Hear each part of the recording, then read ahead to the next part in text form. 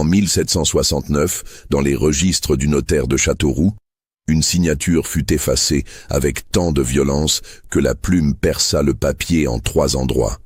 Cette signature devait unir une jeune fille de 18 ans au plus bel homme de la région.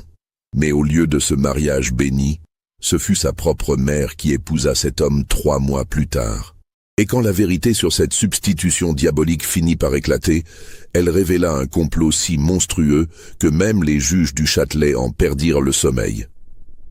Avant que je ne vous dévoile cette histoire qui défie l'entendement humain, dites-moi en commentaire de quelle ville vous nous écoutez. Et n'oubliez pas de vous abonner, car les archives que nous explorons aujourd'hui révèlent des vérités si terrifiantes que certains auraient préféré les voir brûler à jamais. Nous voici dans la région du Berry, aux confins du Bourbonnais, en cette année 1769 qui précède de 20 ans les grands bouleversements révolutionnaires. La France de Louis XV agonise dans ses contradictions, tiraillée entre un absolutisme déclinant et les idées nouvelles qui germent dans les salons parisiens. Mais dans cette campagne reculée, le temps semble figé depuis des siècles. Le domaine de Malpertuis s'étend sur près de 300 hectares de terre fertile, au cœur d'une vallée que traverse la Petite Creuse. Le château, bâti au XVIe siècle par un enrichi du commerce des draps, dresse ses tours rondes et ses toitures d'ardoise au-dessus des coteaux couverts de vignes. Ces jardins à la française, dessinés par un élève de Lenôtre, témoignent encore de la grandeur passée de ses propriétaires. Cette demeure appartient depuis 4 générations à la famille Dubreuil, anciens marchands anoblis qui ont su se faire une place respectée parmi la petite noblesse locale. Leur fortune, solidement établie sur la propriété foncière et quelques rentes sur l'hôtel de ville de Paris, leur permet de tenir un rang honorable sans pour autant rivaliser avec les grands seigneurs de la cour. Madame Héloïse de Dubreuil règne sur ce petit royaume depuis la mort de son époux, survenu 5 années plus tôt d'une fièvre maligne. À 39 ans, elle conserve cette beauté troublante qui fit jadis d'elle l'une des femmes les plus courtisées de la région. Ses cheveux noirs, qu'elle porte encore sans poudre selon la mode de sa jeunesse, encadrent un visage aux traits réguliers où brillent des yeux d'un bleu si intense qu'ils semblent percer les âmes. Sa taille reste fine, sa démarche pleine de cette grâce altière qui impressionne autant qu'elle séduit. Mais c'est surtout son intelligence qui frappe ceux qui l'approchent. Éduquée chez les Ursulines de Bourges, elle parle le latin aussi bien qu'un clerc, tient ses comptes avec la précision d'un banquier et manie la plume avec l'élégance d'un homme de lettres. Veuve à 34 ans avec un domaine à gérer et une fille à élever, elle a su imposer son autorité à tous ses fermiers et gagner le respect de ses voisins nobles. Sa fille unique, Anne-Louise, vient de fêter ses 18 printemps. Tout en elle respire cette innocence que n'ont pas encore terni les compromissions de l'existence. Blonde comme les blés d'août, avec des yeux d'un vert tendre qui reflètent une âme pure, elle incarne l'idéal féminin de son époque. Élevée dans la piété et les bonnes manières, elle brode à la perfection, joue du clavecin avec grâce, dessine les fleurs de son jardin et lit les auteurs approuvés par son confesseur. Le quotidien de Malpertuis suit un rythme immuable, rythmé par les offices religieux et les obligations sociales. Héloïse consacre ses matinées à la gestion du domaine. Recevant ses fermiers dans le bureau tendu de cuir rouge où son défunt mari traitait jadis ses affaires. Anne-Louise s'occupe de ses travaux d'aiguille et de ses leçons avec l'abbé Morel, précepteur venu de Bourges pour parfaire son éducation. Les après-midi se passent en visite de courtoisie chez les châtelaines des environs ou en promenade dans les jardins quand le temps le permet. Les soirées se déroulent au Salon Bleu, où mère et fille lisent les gazettes de Paris, ou écoutent les récits que leur fait Monsieur Vanier, le régisseur, sur les nouvelles du pays. Cette existence paisible et ordonnée pourrait se poursuivre indéfiniment, n'était l'approche de l'âge où Anne-Louise devra se marier. Héloïse y songe de plus en plus souvent, car les prétendants ne manquent pas pour une héritière aussi bien dotée que sa fille. Mais elle repousse encore cette échéance, prétextant la jeunesse d'Anne-Louise et la nécessité de lui trouver un parti vraiment digne d'elle. En réalité, Héloïse de Dubreuil nourrit des pensées plus secrètes qu'elle n'avouerait jamais à personne. À 39 ans, elle se sent encore dans la force de l'âge, encore désirable malgré son veuvage. L'idée de voir sa fille se marier et quitter Malpertuis pour suivre son époux lui est douloureuse, non seulement par affection maternelle, mais aussi parce qu'elle redoute la solitude qui l'attend alors. Tout bascule avec l'arrivée de Tristan de Roussillon. Ce gentilhomme de 28 ans fait son apparition à Malpertuis par un matin brumeux d'octobre 1768. Il vient présenter une lettre de recommandation de son oncle, le marquis de Roussillon, qui possède des terres dans l'Allier et entretient des relations cordiales avec la famille Dubreuil depuis plusieurs générations. Tristan cherche à acquérir un domaine dans la région pour s'y établir définitivement. Cadet d'une famille noble mais désargentée, il a servi quelques années dans les dragons du roi avant d'hériter d'un oncle maternel une fortune suffisante pour lui permettre de quitter le service et de mener la vie d'un gentilhomme campagnard. Il souhaite visiter les propriétés à vendre dans les environs et sollicite l'hospitalité de Malpertuis le temps de ses recherches. Dès le premier regard, Héloïse comprend que cet homme représente un danger mortel pour son équilibre. Tristan de Roussillon possède cette beauté virile qui trouble les sens et fait perdre la raison aux femmes les plus sages. Grand et mince, avec cette prestance naturelle des hommes habitués à commander, il porte l'habit de drap fin avec une élégance désinvolte qui révèle son éducation raffinée. Son visage frappe par sa perfection classique, front haut et noble, nez droit, lèvres bien dessinées qui s'entr'ouvrent sur des dents d'une blancheur éclatante. Mais ce sont surtout ses yeux qui fascinent. D'un brun profond, presque noir, il brille d'une intelligence vive et d'une sensualité à peine voilée qui fait battre le cœur des femmes. Sa conversation révèle une culture étendue et un esprit délié. Il parle des campagnes d'Allemagne auxquelles il a participé, des idées nouvelles qui agitent Paris, des livres qu'il a lus et des pays qu'il a visités. Son éducation de gentilhomme transparaît dans chacune de ses phrases, mais sans cette affectation pédante qui gâte souvent les gens de qualité. Anne-Louise en tombe éperdument amoureuse dès le premier jour. Comment cette jeune fille, qui n'a jamais connu que la société provinciale et les conversations feutrées du salon maternel, pourrait-elle résister au charme d'un homme comme Tristan? Il représente tout ce qu'elle ignore du monde. L'aventure, la passion, la vie véritable qui s'épanouit au-delà des murs de Malpertuis. Tristan semble partager cette inclination naissante.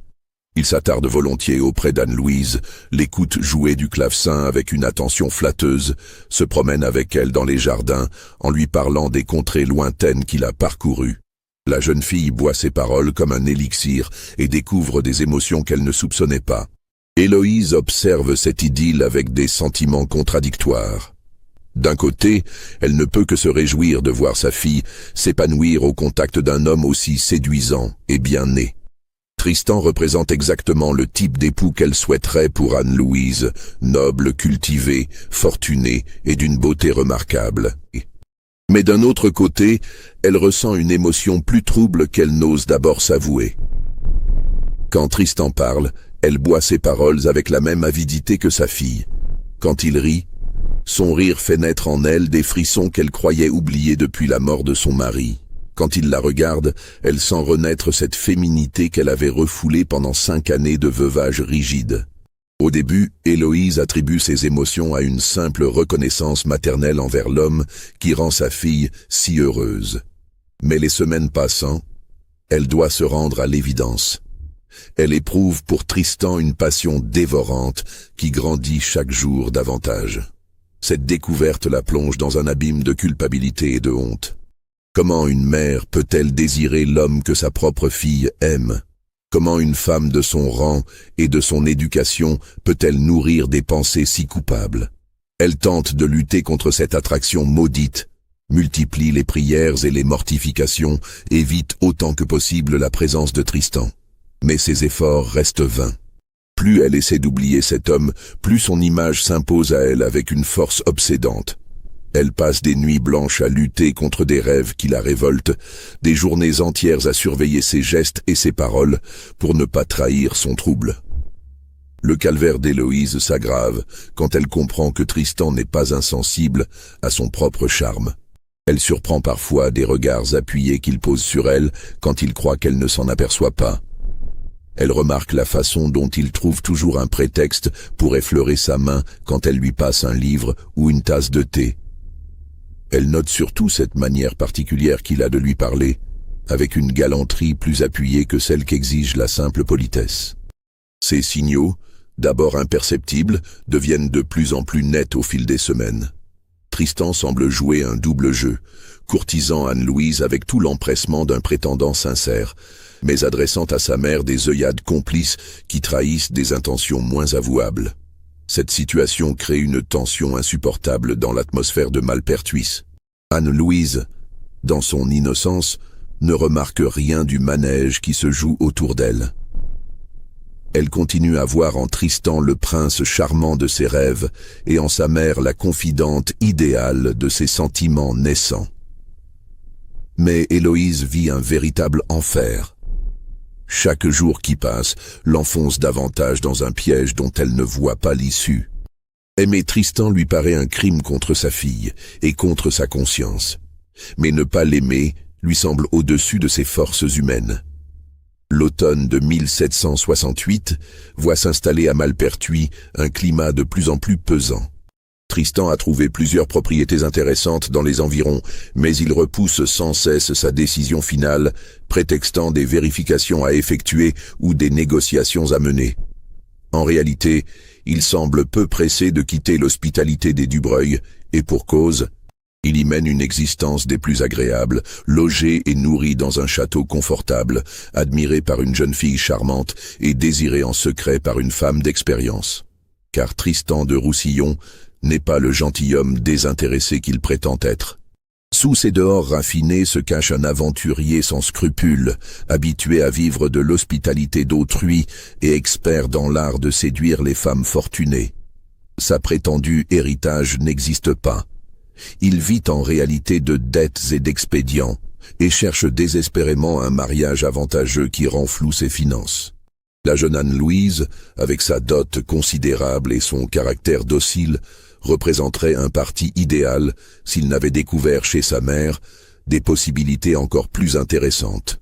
Héloïse de Dubreuil est non seulement plus fortunée que sa fille, puisqu'elle contrôle l'ensemble du patrimoine familial, mais elle manifeste aussi une passion qui pourrait être exploitée avec profit. Tristan possède cette intelligence diabolique des prédateurs qui savent déceler les faiblesses de leur proie. Il a immédiatement perçu l'inclination que lui porte Héloïse et mesure le parti qu'il peut en tirer. Une veuve passionnée de 39 ans sera certainement plus généreuse qu'une jeune fille inexpérimentée, et surtout plus discrète sur les moyens employés pour conquérir ses faveurs. Il commence donc à manœuvrer avec une habileté consommée, distillant les œillades et les sous-entendus galants sans jamais rien dire d'explicite qui puisse le compromettre. Il multiplie les occasions de se retrouver seul avec Héloïse, prétextant des conseils à solliciter sur ses acquisitions foncières ou des confidences à lui faire sur son passé militaire. Héloïse, de son côté, lutte encore contre la passion qui l'envahit, mais ses défenses s'affaiblissent chaque jour. Elle qui n'a connu qu'un seul homme dans sa vie, son défunt époux avec lequel elle avait contracté un mariage de raison, découvre des émotions d'une intensité bouleversante. La chair, trop longtemps réprimée, se réveille avec une violence qui balaye toutes ses résolutions vertueuses. Les conversations entre Héloïse et Tristan prennent progressivement un tour plus intime. Ils évoquent d'abord leurs souvenirs d'enfance, leurs goûts littéraires, leurs opinions sur la société de leur temps. Puis, insensiblement, ils en viennent à parler de sentiments plus personnels. La solitude du veuvage pour elle, les désillusions de la vie militaire pour lui. Un soir de novembre, alors qu'une pluie glaciale fouette les vitres du salon, la conversation dérive vers des sujets plus dangereux. Tristan évoque sa difficulté à trouver une épouse qui soit à la fois belle, cultivée et capable de comprendre un homme qui a beaucoup vécu. Héloïse lui répond qu'une femme de son âge apprécie justement l'expérience et la maturité chez un homme, qualité que ne possèdent pas les jouvenceaux inexpérimentés. Cette déclaration à peine voilée brise les dernières barrières entre eux. Tristan se rapproche d'Héloïse, prend sa main dans la sienne et murmure qu'il a toujours préféré la beauté mûre des femmes accomplies aux charmes ingénus des jeunes filles. Héloïse tressaille, mais ne retire pas sa main. Pour la première fois depuis 5 ans, elle se sent redevenir femme. Ce premier contact physique ouvre les vannes d'une passion longtemps contenue. Dans les jours qui suivent, les tête-à-tête entre Héloïse et Tristan se multiplient et s'enflamment. Ils se retrouvent dans la bibliothèque aux heures où Anne-Louise fait sa sieste, dans les serres du jardin quand la jeune fille est à ses leçons, dans le bureau du château pendant que leur fille brode au salon. Ces rencontres clandestines exaltent autant qu'elles culpabilisent Héloïse. Elle découvre des plaisirs qu'elle n'avait jamais soupçonnés, des émotions qui la transportent bien au-delà de tout ce qu'elle avait connu dans sa vie conjugale. Tristan révèle des talents d'amant consommés qui la font perdre toute notion de morale et de retenue. Mais en même temps, elle mesure l'énormité de sa faute. Trahir sa propre fille, voler l'amour de celle qui lui fait confiance aveuglément, souiller la mémoire de son défunt époux par une liaison adultère. Tous ces crimes pèsent sur sa conscience sans qu'elle trouve la force d'y renoncer.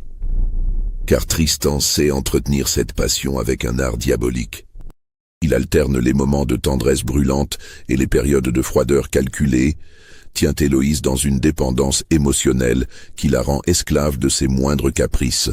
Quand elle tente de mettre fin à leur liaison, il fait mine de se rapprocher d'Anne-Louise, ce qui plonge sa mère dans une jalousie dévorante. Peu à peu, Héloïse perd tout sens critique.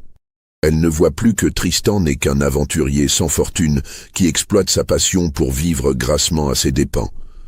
Elle s'aveugle sur ses défauts, excuse ses incohérences, ferme les yeux sur les indices qui trahissent sa véritable nature. Tristan, de son côté, pousse son avantage avec un cynisme glacial. Il obtient d'Héloïse qu'elle finance ses prétendus investissements fonciers, qu'elle règle ses dettes de jeu contractées dans les auberges des environs, qu'elle lui avance les fonds nécessaires à l'achat d'un équipage digne de son rang. Chaque largesse est payée en caresses et en promesses d'amour éternel. Pendant ce temps, Anne-Louise vit dans un rêve éveillé. Elle croit que Tristan la courtise avec la patience et la délicatesse d'un parfait gentilhomme, ne comprend pas pourquoi il tarde tant à demander sa main, s'inquiète parfois de le voir si préoccupé par des affaires qu'elle ne comprend pas. Ces questions innocentes plongent sa mère dans des abîmes de remords. Comment expliquer à cette enfant confiante que l'homme qu'elle aime appartient déjà à une autre, et que cette autre n'est autre que sa propre mère? Comment avouer une trahison si monstrueuse qu'elle défie l'entendement humain? L'hiver de 1769 apporte son lot de complications à cette situation déjà explosive. Anne-Louise, qui a passé l'âge des fiançailles selon les critères de l'époque, commence à s'inquiéter des intentions de Tristan. Leur relation, qui semblait prometteuse à l'automne, paraissent stagner sans raison apparente. Le jeune homme reste galant et prévenant, mais évite soigneusement tous les sujets qui pourraient mener à une demande en mariage. Cette attente devient douloureuse pour une jeune fille éprise qui ne comprend pas les raisons de cette réserve. Anne-Louise se confie à sa mère avec une candeur déchirante, lui demande si elle a commis quelque impair qui aurait refroidi les sentiments de Tristan, s'inquiète de savoir si sa dot sera suffisante pour l'intéresser. Ces confidences torturent Héloïse, qui doit feindre l'ignorance tout en connaissant parfaitement les raisons du comportement de Tristan. Comment expliquer à sa fille que son prétendant hésite entre elle et sa mère, pesant les avantages respectifs de chaque union avant de faire son choix définitif? Car tel est bien le calcul cynique de Tristan. Cet homme sans scrupules évalue froidement les bénéfices qu'il peut tirer de chacune des deux femmes.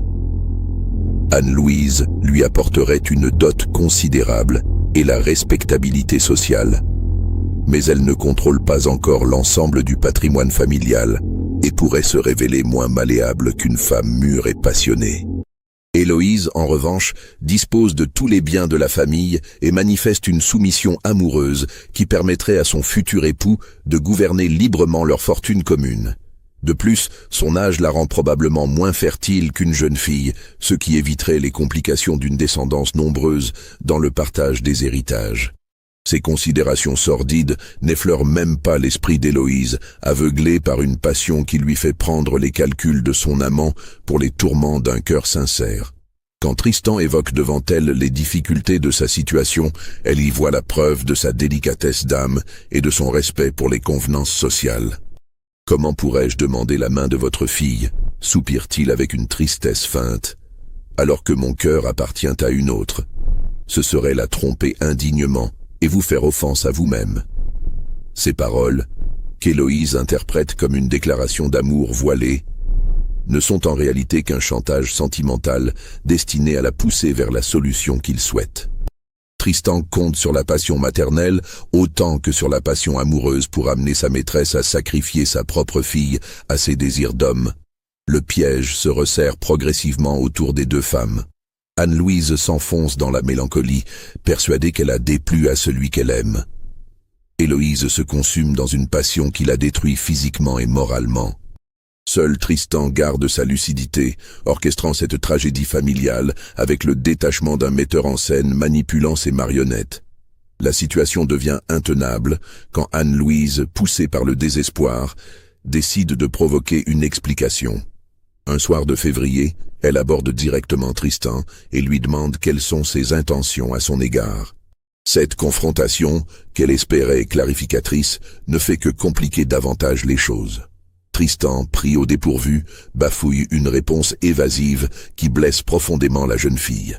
Il prétexte des obligations familiales qui l'empêchent de s'engager immédiatement, des affaires à régler dans ses anciennes provinces, une situation financière qui ne lui permet pas encore d'entretenir une épouse selon son rang. Ces excuses sonnent faux aux oreilles d'Anne-Louise qui presse, sans pouvoir se l'expliquer, qu'on lui cache la véritable raison de cette attitude. Sa peine se mue en soupçon, puis en une curiosité douloureuse qui la pousse à observer plus attentivement le comportement de Tristan. Ce qu'elle découvre alors dépasse ses pires craintes. Les regards complices que Tristan échange avec sa mère, leurs apartés mystérieux qui cessent dès qu'elle approche. Cette façon qu'a Héloïse de rougir quand elle prononce le nom du jeune homme. Autant d'indices qui convergent vers une vérité insoutenable. La révélation brutale survient par une nuit de mars où Anne-Louise, souffrant d'insomnie, descend à la bibliothèque chercher un livre pour l'aider à trouver le sommeil. En traversant la galerie qui surplombe le salon, elle aperçoit deux silhouettes enlacées près de la cheminée. La lumière du feu éclaire suffisamment la scène pour qu'elle reconnaisse sans erreur possible sa mère dans les bras de Tristan. Ce qu'elle voit la paralyse d'horreur. Ce n'est pas une simple étreinte amicale, mais un véritable transport amoureux. Héloïse, les cheveux dénoués, offre ses lèvres à celui qui devait devenir le mari de sa fille. Tristan la tient serrée contre lui avec une violence passionnée qui ne laisse aucun doute sur la nature de leur relation.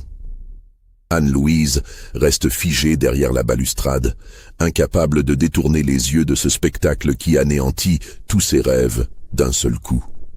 Sa mère, cette femme qu'elle vénérait comme un modèle de vertu et de dignité, se conduit comme la dernière des créatures. Et lui, celui qu'elle croyait aimer d'un amour pur et respectueux, la trahit de la manière la plus ignoble qui soit. Quand les amants se séparent enfin, Anne-Louise a tout juste la force de regagner sa chambre. Elle s'effondre sur son lit, secouée de sanglots silencieux qui lui déchirent la poitrine. Son univers s'écroule. Comment pourra-t-elle jamais regarder sa mère en face ? Comment pourra-t-elle continuer à vivre sous le même toit que ces deux êtres qui la bafouent si cruellement ? Cette découverte marque un tournant dans l'attitude d'Anne-Louise, mais aussi dans l'équilibre précaire de Malpertuis.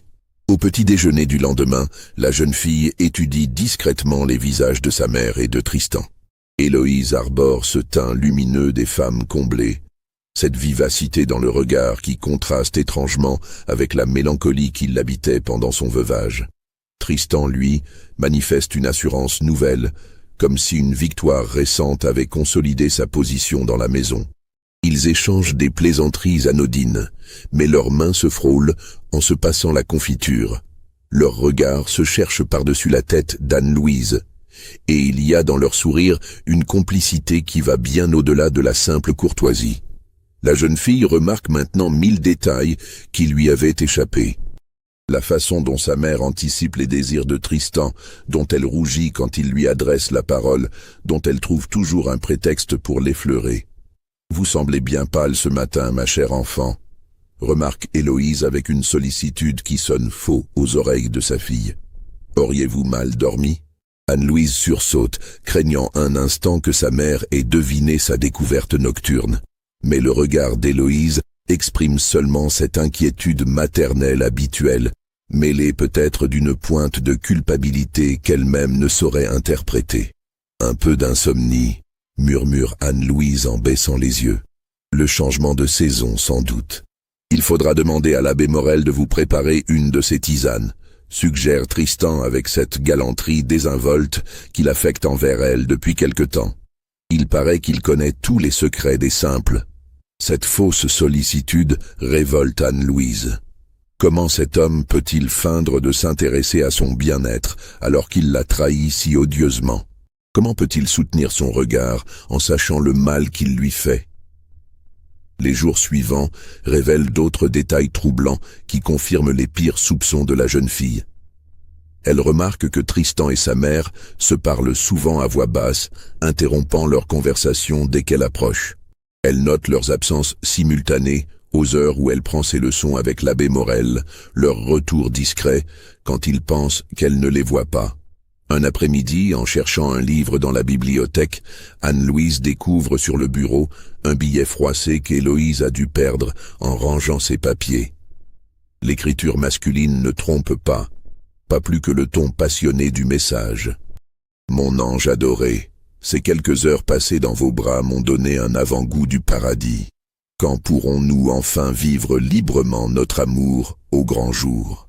Votre esclave dévouée, T. » Cette preuve écrite de leur liaison achève de convaincre Anne-Louise qu'elle n'a pas rêvé la scène surprise dans le salon. Sa mère et Tristan entretiennent bien une relation coupable, et cette trahison dure depuis assez longtemps pour qu'ils échangent des billets doux comme des amants confirmés. Le pire reste à découvrir. En fouillant plus avant dans les papiers maternels, Anne-Louise met la main sur une correspondance qui lui révèle l'ampleur véritable de la tromperie dont elle est victime. Il s'agit de lettres échangées entre Héloïse et une certaine Madame de Fontvieille, résidant à Moulins, qui semblent évoquer la situation de Malpertuis en termes codés mais transparents. « Ma chère amie », écrit cette correspondante dans une lettre datée de janvier, « la solution que vous envisagez pour régler votre problème familial me paraît sage, bien que douloureuse.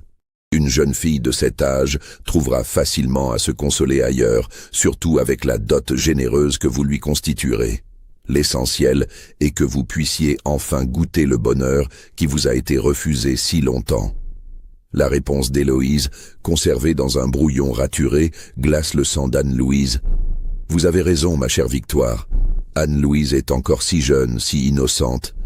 Elle ne comprend pas qu'une femme de mon âge puisse avoir besoin d'autre chose que de ses devoirs maternels. Tristan m'a redonné goût à la vie, et je ne peux plus imaginer d'existence sans lui. Il faudra bien qu'elle l'accepte, ou qu'elle trouve son bonheur ailleurs. » Ces lignes révèlent qu'Héloïse non seulement trompe sa fille, mais projette délibérément de la sacrifier à sa propre passion. La mère dénaturée est prête à briser le cœur de son enfant pourvu qu'elle puisse vivre librement avec son amant. Anne-Louise comprend alors qu'elle ne peut espérer aucune pitié de celle qui lui a donné la vie. Héloïse a fait son choix. Entre sa fille et son amant, c'est l'amant qui l'emporte. Cette découverte la plonge dans un désespoir si profond qu'elle songe un instant à en finir avec une existence devenue insupportable. Mais la jeune fille possède plus de ressources morales qu'on ne pourrait le croire chez une enfant si protégée. Au lieu de s'effondrer, elle puise dans sa douleur une détermination nouvelle. Si sa mère l'a trahie, si Tristan la joue, elle saura se défendre et déjouer leurs manœuvres. Les semaines qui suivent voient Anne-Louise développer une stratégie patiente et méthodique pour confondre les coupables. Elle commence par feindre l'ignorance la plus complète, continuant à traiter sa mère avec l'affection filiale habituelle et Tristan avec la déférence due à un hôte respecté. Cette comédie lui coûte un effort surhumain, Mais elle comprend l'importance de ne pas éveiller les soupçons avant d'avoir rassemblé toutes les preuves nécessaires. En même temps, elle entreprend de mener une véritable enquête sur le passé de Tristan de Roussillon. Les lettres de recommandation qu'il a présentées à son arrivée mentionnent son service dans les Dragons du Roi et ses terres dans l'Allier. Anne-Louise décide de vérifier ses assertions en écrivant discrètement à des correspondants de sa famille dans ces régions. Les réponses qu'elle reçoit confirment ses pires soupçons. Tristan de Roussillon a bien servi dans l'armée, mais il en a été chassé pour dette de jeu et inconduite notoire. Son prétendu héritage d'un oncle maternel n'existe pas. Cet homme vit d'expédients et de la générosité de femmes fortunées qu'il séduit puis abandonne une fois leur bourse vidée. Plus troublante encore, une lettre de Madame de Coigny, qui réside près de Vichy, révèle que Tristan a récemment causé un scandale épouvantable dans cette région. Il avait réussi à se faire épouser par une riche veuve, Madame de Bressolles, puis avait dilapidé sa fortune en quelques mois avant de l'abandonner pour une autre proie. La malheureuse était morte de chagrin, laissant derrière elle 2 enfants en bas âge, réduits à la misère. Ces révélations confirment qu'Anne-Louise a affaire à un prédateur sans scrupules, spécialisé dans l'exploitation des femmes seules et fortunées. Sa mère n'est qu'une victime de plus de cet aventurier, mais une victime consentante, qui sacrifie sa propre fille à sa passion coupable. Fort de ces informations, Anne-Louise élabore un plan audacieux. Elle décide d'utiliser contre Tristan ses propres armes, la séduction et la manipulation. Puisque cet homme ne recule devant aucune bassesse pour parvenir à ses fins, elle usera des mêmes méthodes pour le perdre. Elle commence par changer subtilement son attitude envers lui. Fini la timidité de jeune fille. Elle se montre plus hardie dans ses propos, plus provocante dans ses regards, plus entreprenante dans ses manières.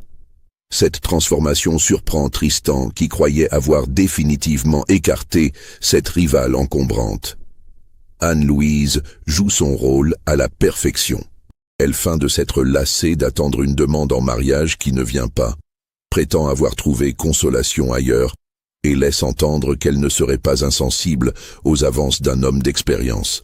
Ce jeu dangereux réveille l'intérêt de Tristan qui avait cru la partie gagnée avec la mère.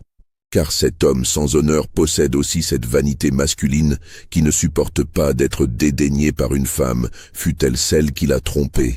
Voir Anne-Louise lui échapper alors qu'il croyait pouvoir la manipuler à sa guise blesse son orgueil et ranime ses instincts de chasseur.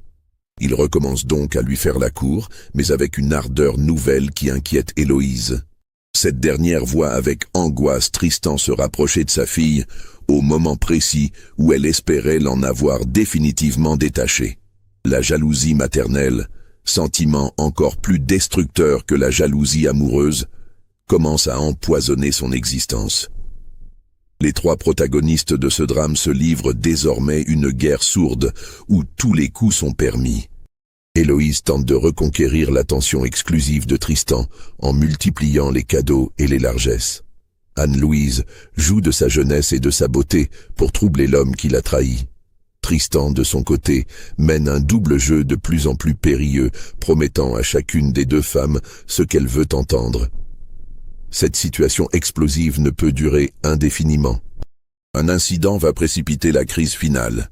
Si cette rivalité mère-fille vous donne des frissons, n'hésitez pas à liker cette vidéo et dites-moi en commentaire ce que vous pensez qu'il va arriver.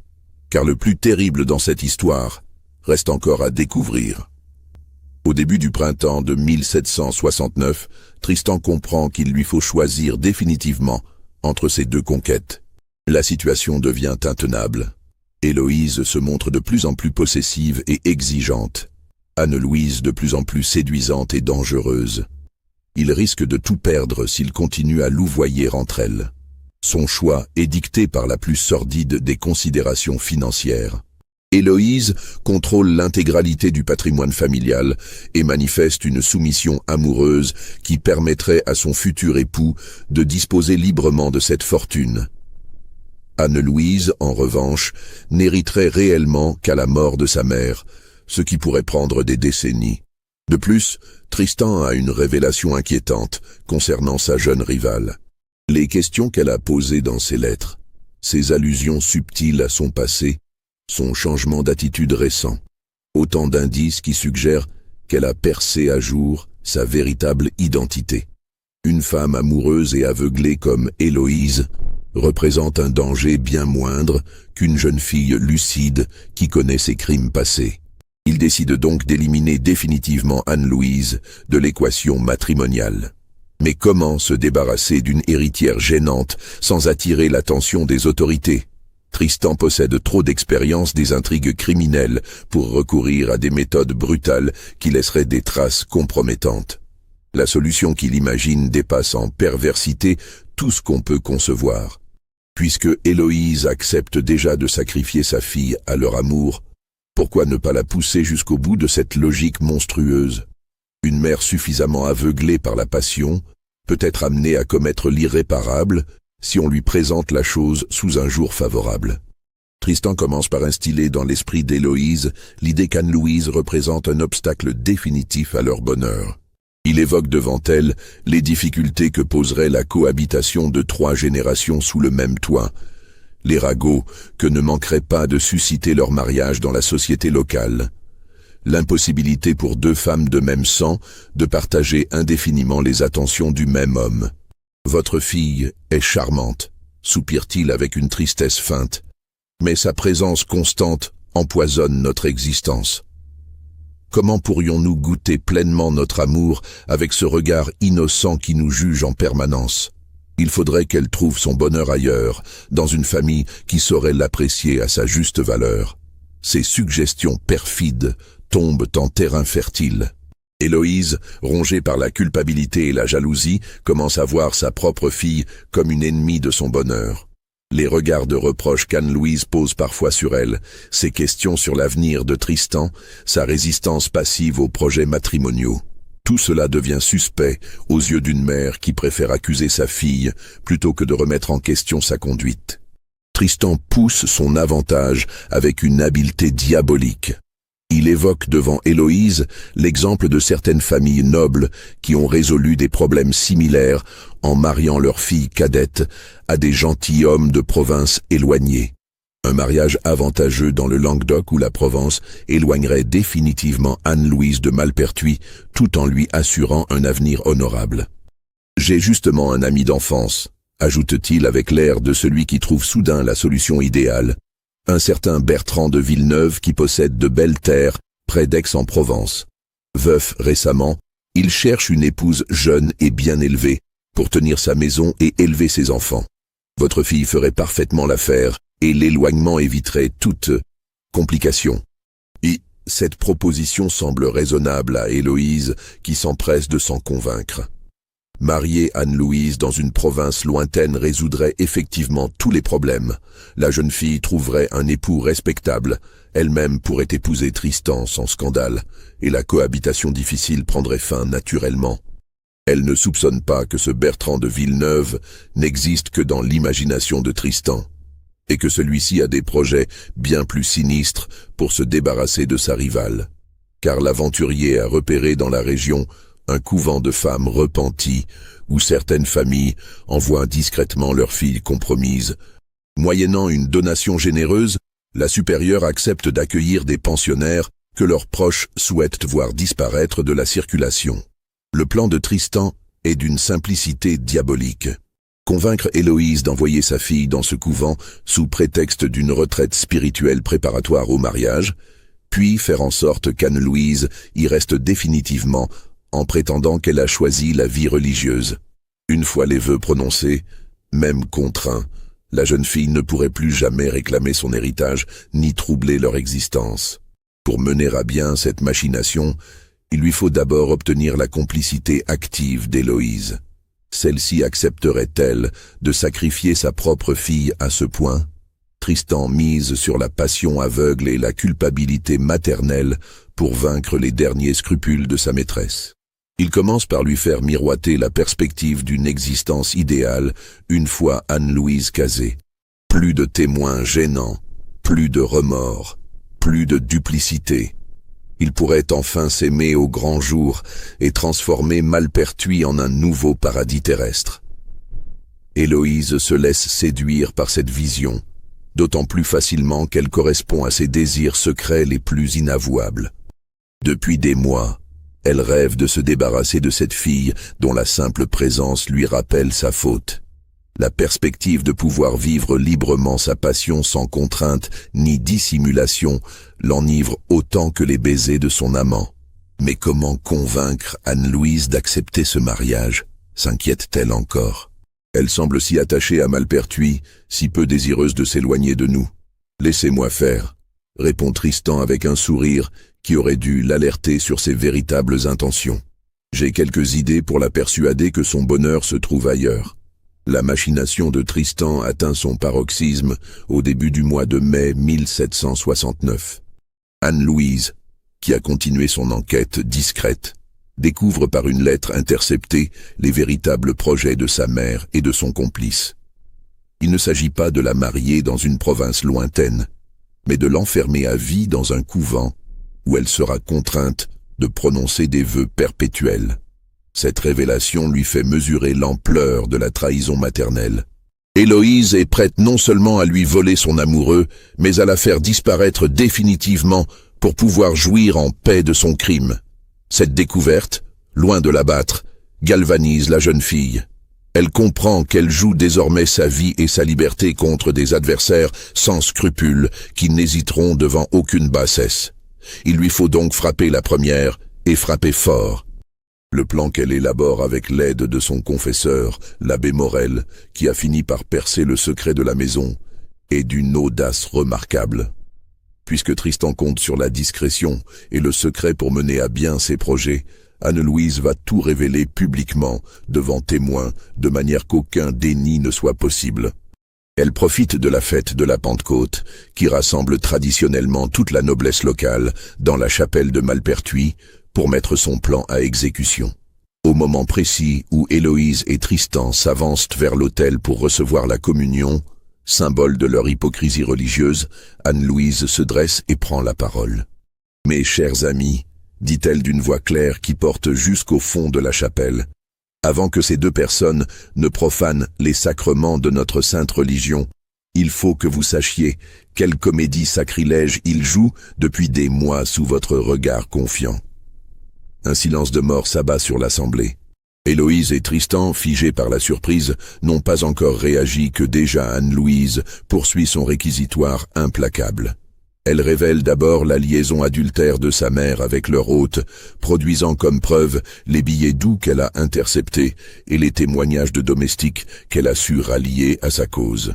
L'assistance écoute ces révélations dans un mélange d'horreur et de fascination. Comment une veuve respectable a-t-elle pu tomber si bas? Mais le pire reste à venir. Anne-Louise dévoile ensuite la véritable identité de Tristan de Roussillon, ses crimes passés, ses méthodes d'escroquerie sentimentale. Elle lit les lettres de ses correspondants qui décrivent les ravages causés par cet homme dans d'autres provinces, les femmes ruinées ou mortes de chagrin qu'il a laissées derrière lui. L'effet de ces révélations sur l'assistance dépasse tout ce qu'on peut imaginer. Les hommes présents regardent Tristan avec un dégoût mêlé de colère.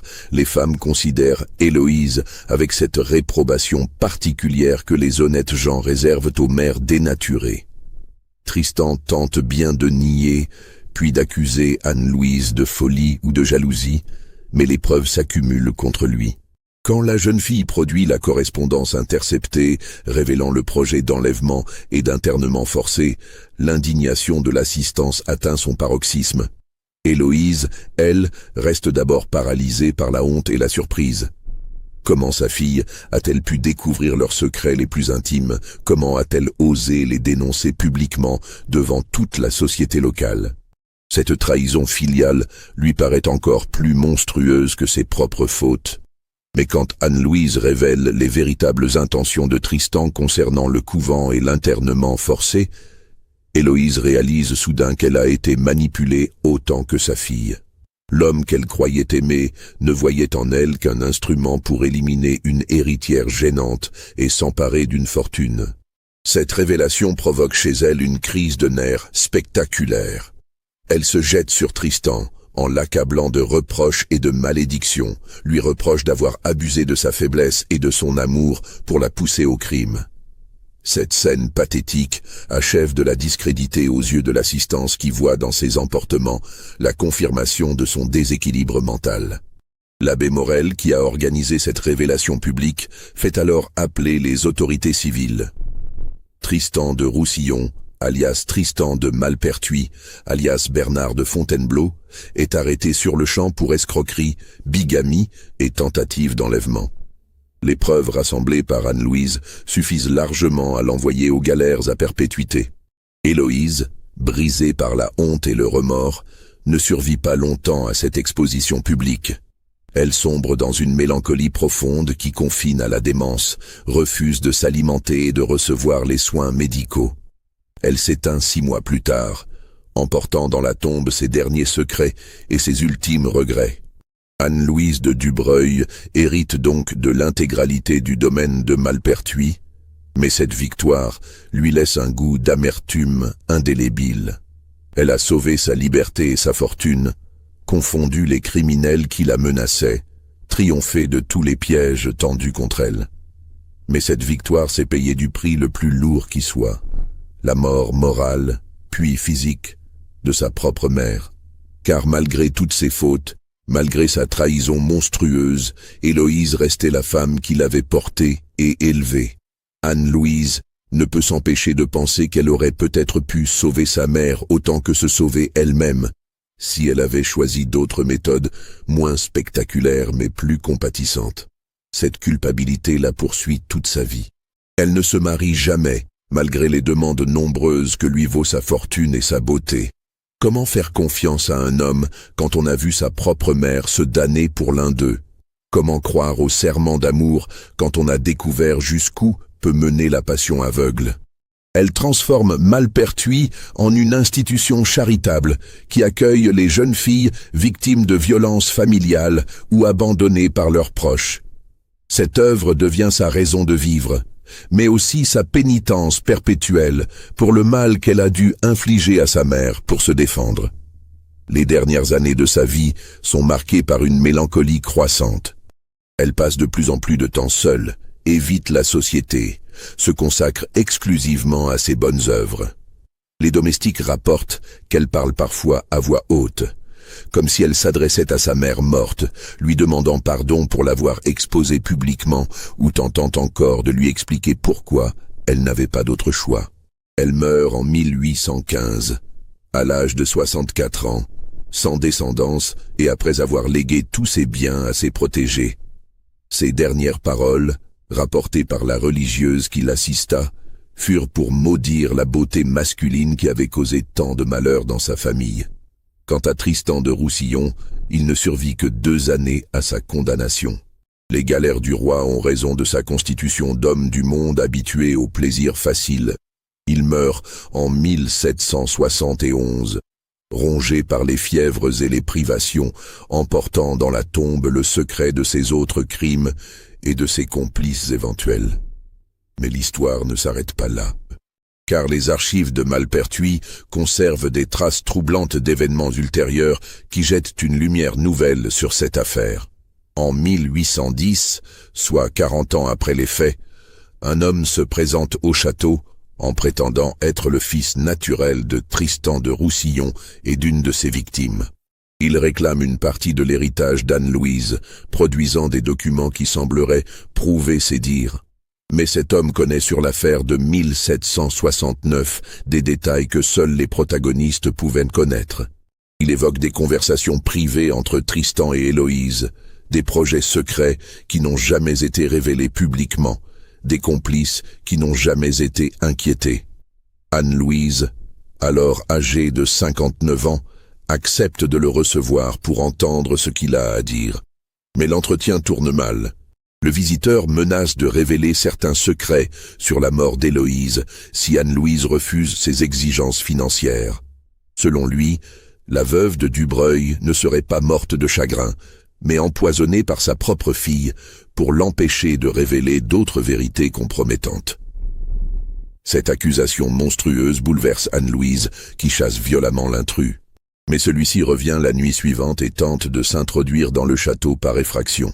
Il est retrouvé mort au matin, au pied de la tour nord, apparemment tombé en escaladant les murailles. Accident ou crime? L'enquête menée par les gendarmes de l'Empire ne donne aucun résultat. Aucun héritier ne se présente pour réclamer le corps, aucun papier d'identité ne permet d'établir la véritable identité du défunt. Comme si cet homme n'avait jamais existé. Cette mort suspecte relance toutes les spéculations sur l'affaire de Malpertuis. Que savait vraiment cet inconnu? Anne-Louise avait-elle effectivement des secrets à cacher concernant la mort de sa mère? La vérité officielle de 1769 dissimulait-elle des éléments plus sombres encore? Les historiens modernes qui ont étudié cette affaire restent divisés sur ces questions. Certains voient dans l'épisode de 1810 une tentative de chantage orchestrée par un escroc qui avait eu vent de l'histoire locale. D'autres considèrent que les zones d'ombre de l'enquête originelle laissent place à des interprétations plus sinistres. Une certitude demeure. L'affaire de Malpertuis continue de fasciner et d'inquiéter 2 siècles et demi après les faits. Car elle pose des questions qui traversent les âges sur les limites de l'amour maternel, sur les ravages de la passion aveugle, sur la violence que peut engendrer la trahison familiale. L'expression « les roses de Malpertuis » qui désignait initialement les magnifiques massifs du domaine, est devenue dans la région synonyme de beauté trompeuse et de danger caché. On l'emploie encore aujourd'hui pour qualifier toute situation apparemment idyllique qui dissimule des menaces mortelles. Cette histoire nous rappelle une vérité dérangeante. Les monstres les plus terrifiants ne sont pas ceux des contes et légendes, mais ceux qui partagent notre sang et notre foyer. Car comment se défendre contre celui ou celle en qui nous avons placé notre confiance absolue? Alors, vous qui m'écoutez, après avoir entendu cette histoire dans toute son horreur, que pensez-vous qu'il s'est vraiment passé? Croyez-vous qu'Anne-Louise était vraiment innocente de la mort de sa mère? Pensez-vous que tous les secrets de Malpertuis ont été révélés, ou que d'autres vérités restent encore enfouies dans les archives de ce passé ténébreux? Dites-le moi en commentaire, abonnez-vous pour découvrir d'autres mystères historiques tout aussi troublants. Et n'hésitez pas à partager cette histoire avec ceux qui s'interrogent sur les abîmes de l'âme humaine. Car l'histoire de la mère qui vola le fiancé de sa propre fille nous enseigne une leçon terrible. Parfois, nos plus grands ennemis portent le visage de l'amour familial.